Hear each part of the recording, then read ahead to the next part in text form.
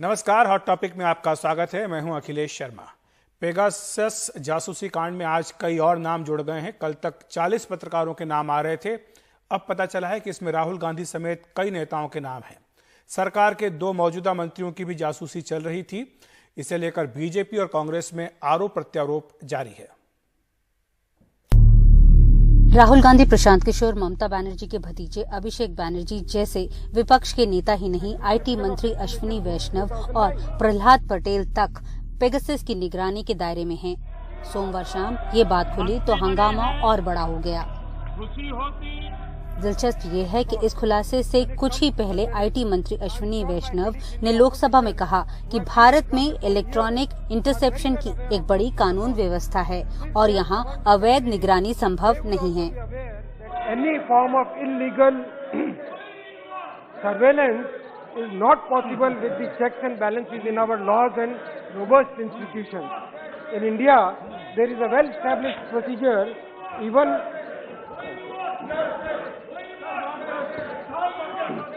In India, there is a well-established procedure through which lawful interception of electronic communication is carried out for the purpose of national security, particularly on the occurrence of any public emergency or in the interest of public safety by agencies at the center and the state.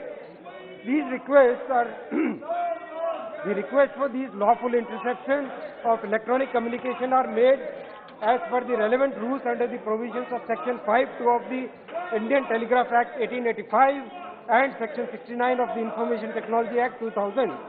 Each case of interception, Honorable Speaker Sir, is approved by the competent authority. हैरान करने वाली बात यह है कि Washington post और the wire जैसे संस्थानों से जो सूचियां छन कर आ रही हैं, उनके मुताबिक सिर्फ नेता ही नहीं, ऐसे कई दूसरे लोग भी निगरानी सूची में हैं, जिसका वास्ता पिछले कुछ सालों की कुछ अहम घटनाओं से रहा। लिस्ट में जस्टिस गोगोई के खिलाफ यौन उत्पीड़न का आरोप लगाने वाली महिला का परिवार भी शामिल है। अशोक लवासा जैसे पूर्व नौकरशाह भी इस लिस्ट में हैं और वायरोलॉजिस्ट गगनदीप कांग भी इसमें हैं। जबकि रविवार को आई पहली सूची में देश के कई महत्वपूर्ण पत्रकारों के नाम थे। कांग्रेस ने इस मामले में गृह मंत्री से इस्तीफा मांगा है, तो बीजेपी की ओर से पूर्व आईटी मंत्री रविशंकर प्रसाद कांग्रेस को उसका अतीत याद दिलाने में लगे हैं। राहुल गांधी जी की भी जासूसी और खुद के मंत्रियों की भी जासूसी,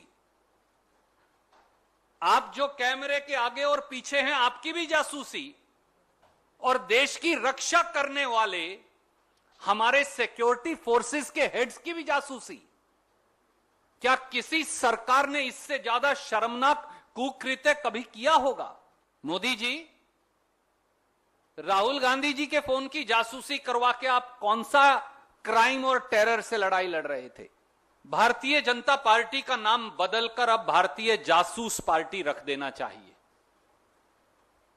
देश के लोग अब कह रहे हैं, अब की बार देशद्रोही जासूस सरकार। इसकी जांच होने से पहले मैं तो ये कहूंगा, खुद अमित शाह साहब रिजाइन करना चाहिए, मोदी साहब की इंक्वायरी होना चाहिए।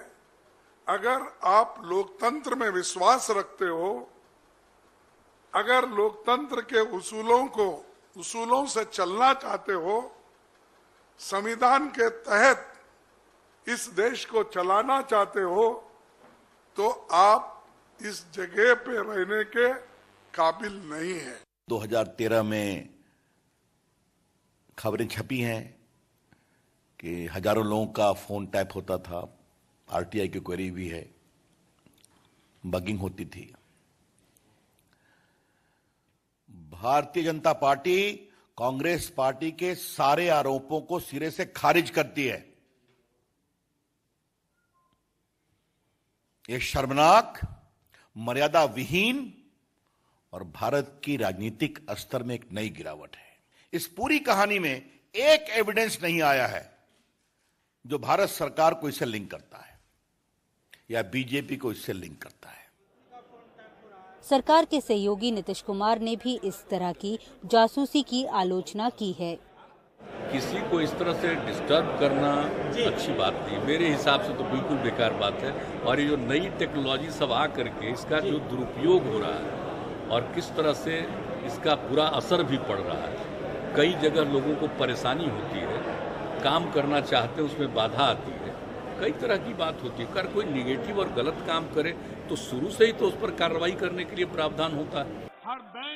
हालांकि सरकार इस जासूसी से हाथ छाड़ती रही है, लेकिन उसने ये नहीं बताया कि उसने NSO से पेगासस की खरीद की है या नहीं आती है और इसलिए उनका परिचय तक नहीं होने देते हैं। अगर इस रिपोर्ट पर विश्वास करें तो लोकतंत्र के सभी स्तंभों पर, चाहे वो न्यायपालिका हो, नेता विपक्ष हो, खुद केंद्रीय मंत्री हो, जर्नलिस्ट हो, नौकरशाह हो, उन सभी पर स्नूपिंग की गई है। इसके चलते आज दोनों सदनों में हंगामा होता रहा। अगर ऐसा ही रहा तो ये पूरा मॉनसून सत्र में जिस तरह इस वक्त संसद के ऊपर काले बादल मंडरा रहे हैं वो मंडराते रहेंगे। नई दिल्ली से कैमरा पर्सन शशिकांत झा के साथ नीता शर्मा, NDTV इंडिया के लिए। इन सबके बीच गृह मंत्री अमित शाह ने एक बयान जारी किया है। उन्होंने कहा है कि आप क्रोनोलॉजी को समझिए, ये भारत के विकास में विघ्न डालने वालों की, भारत के विकास के अवरोधकों के लिए एक रिपोर्ट है। कुछ विघटनकारी वैश्विक संगठन हैं जो भारत की प्रगति को पसंद नहीं करते हैं। ये अवरोधक भारत के वो राजनीतिक षड्यंत्रकारी हैं जो नहीं चाहते कि भारत प्रगति कर आत्मनिर्भर बने। भारत की जनता इस क्रोनोलॉजी और रिश्ते को बहुत अच्छे से समझती है। विघटनकारी और अवरोधक शक्तियां अपने षड्यंत्रों से भारत की विकास यात्रा को नहीं रोक पाएंगी। मानसून सत्र देश में विकास के नए मापदंड स्थापित करेगा। हमारे सहयोगी हिमांशु शेखर हमारे साथ जुड़ गए इस खबर पर चर्चा करने के लिए। हिमांशु, ने देखा कि आज काफी आक्रामक था विपक्ष जब संसद की कार्यवाही शुरू हुई, लेकिन जो नए खुलासे हुए हैं इसके बाद क्या रणनीति बनी, जिस तरह से खासतौर से राहुल गांधी का नाम आया है, अभिषेक बनर्जी का नाम आया है? देखिए, विपक्ष ने तय किया है कि वो इस मसले को अब संसद में उठाएंगे, क्योंकि विपक्ष का आरोप है कि एक विदेशी कंपनी, एक इजरायली कंपनी NSO ग्रुप कैसे एक स्पाईवेयर की मदद से 300 से ज्यादा भारतीय नागरिकों को टारगेट कर सकती है। अभी देखिए, तस्वीर साफ नहीं है, बहुत सारे सवाल हैं जो बहुत ही अनसुलझे सवाल हैं कि अगर ये डाटा कलेक्ट किया गया, इनको टारगेट किया गया, तो क्या किस तरह की जानकारी इजरायली कंपनी ने इकट्ठा की, क्योंकि जो डाटाबेस है वो इजरायली कंपनी के पास है, भारत में वो डाटाबेस नहीं है। और हमको ये समझना चाहिए कि जो लीक भी हुआ है वो फ्रांस में जो एक नॉन प्रॉफिट मीडिया कंपनी है फॉरबिडन स्टोरीज, ये डाटा पहले उसके साथ शेयर की गई, फिर उसने दुनिया के बड़े मीडिया। जी शुक्रिया आपका बहुत बहुत हिमांशु इस तमाम जानकारी के लिए। और वक्त एक ब्रेक का। ब्रेक के बाद देखिए, कोरोना का बड़ा हॉटस्पॉट बना महाराष्ट्र का कोल्हापुर जिला।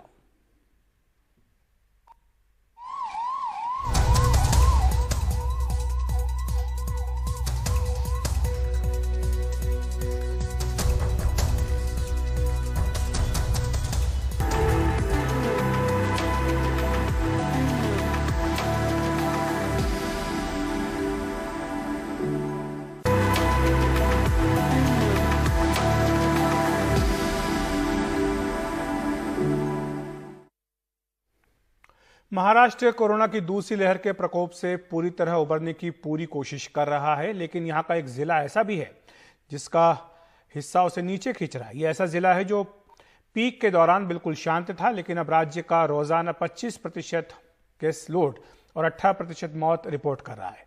जिले में वैक्सीन की दोनों डोज ले चुके 1368 लोग और तो 5745 सिंगल डोज वाले लोग कोविड पॉजिटिव हुए हैं।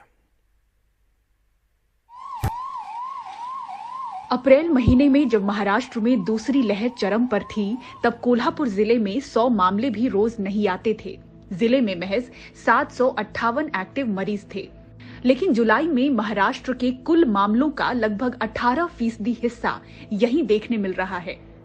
दूसरी लहर की पीक के दौरान कोल्हापुर की राज्य के केस लोड में 0.22 से लेकर 1% की ही भागीदारी थी। अब यही जिला रोजाना राज्य का 25% केस लोड रिपोर्ट कर रहा है, तो राज्य की करीब 18% मौतें भी कोल्हापुर में ही दर्ज हो रही हैं। जुलाई महीने के करीब इन 2.5 हफ्तों में महाराष्ट्र में कोविड के 1,43,591 नए मामले दर्ज किए गए हैं। इनमें से 23,181 मामले अकेले कोल्हापुर में दर्ज हुए, यानी 18.24% मामले इसी जिले से आए। बीते 2 दिनों में ही जिले में एक्टिव मामले करीब 17% बढ़े हैं। राज्य की मृत्यु दर 2% है तो कोल्हापुर की 2.8%। राज्य की पॉजिटिविटी दर 4% है तो कोल्हापुर जिले में पॉजिटिविटी 11.45% तक पहुंची है। कोल्हापुर में रफ्तार तेज है। इसके अलावा पुणे, सांगली, सतारा, अहमदनगर में भी मामले बढ़ रहे हैं। इसीलिए महाराष्ट्र में रोजाना 9000 के करीब संक्रमण के मामले नजर आ रहे हैं। वैसे सबसे तेज रफ्तार से टीका लगाने वाले टॉप जिलों में भी कोल्हापुर शुमार है। यहां अब तक 11,22,199 लोगों को सिंगल डोज तो 5,02,313 लोगों को डबल डोज दी जा चुकी है। यानी जिले के 29% लोगों को सिंगल डोज मिली है तो 13% लोग पूरी तरह से वैक्सीनेटेड हैं। कोल्हापुर जिले के सिविल सर्जन बताते हैं कि जिले में वैक्सीन की दोनों खुराक ले चुके 1368 लोग कोविड पॉजिटिव हुए हैं। राहत की बात है कि इनमें से किसी की भी मौत नहीं हुई, लेकिन सिंगल डोज वाले 5,745 लोग संक्रमित हुए और इनमें से 219 मरीजों की मौत हुई। वैक्सीन लेने के बाद भी कोरोना हो सकता है, फिर भी कोरोना वैक्सीन लेने के बाद जो कोरोना होता है उसमें मॉर्टेलिटी बहुत ही कम होती है। हमने देखा सेकंड डोज लेने के बाद एक भी डेथ आज तक ये नहीं हुआ है। डेथ होने का जो कारण है तो उसमें लोग ज़्यादा से ज़्यादा लोग हॉस्पिटल घर में ही कुछ तो दवा का लेते हैं और दवाखाने में देर से पहुंचते हैं और दवाखाने पहुंचते तक उनमें HRCT का स्कोर भी बढ़ जाता है और डिसीज की मॉर्बिडिटी भी बढ़ जाती है। इसकी वजह से डेथ होने का चांसेस भी बढ़ जाता है। किस वजह से हो रहा है ये कहना ज़रा सा मुश्किल है, लेकिन जो मूवमेंट है पॉपुलेशन का, जो मूवमेंट है बीमार लोगों का, जो हेल्थ केयर है जिसमें लोग ज़रा देरी से जाते हों, इन सब का थोड़ा थोड़ा योगदान रहता है, जिसकी वजह से कोल्हापुर में या बाकी कुछ डिस्ट्रिक्ट्स में यूँ लगता है कि इंसिडेंस ज़रा ज़्यादा है। इंसिडेंस बाकी डिस्ट्रिक्ट्स में भी और है, लेकिन कोल्हापुर उनमें से एक डिस्ट्रिक्ट है। इस पर नज़र रखने की ज़रूरत है। कोल्हापुर जिले से पॉजिटिव मरीजों के सैंपल जीनोम सीक्वेंसिंग के लिए भेजे गए हैं ताकि बढ़े मामलों की पहेली सुलझे। कोल्हापुर से विजय कुमार के साथ मुंबई से पूजा भारद्वाज, NDTV इंडिया।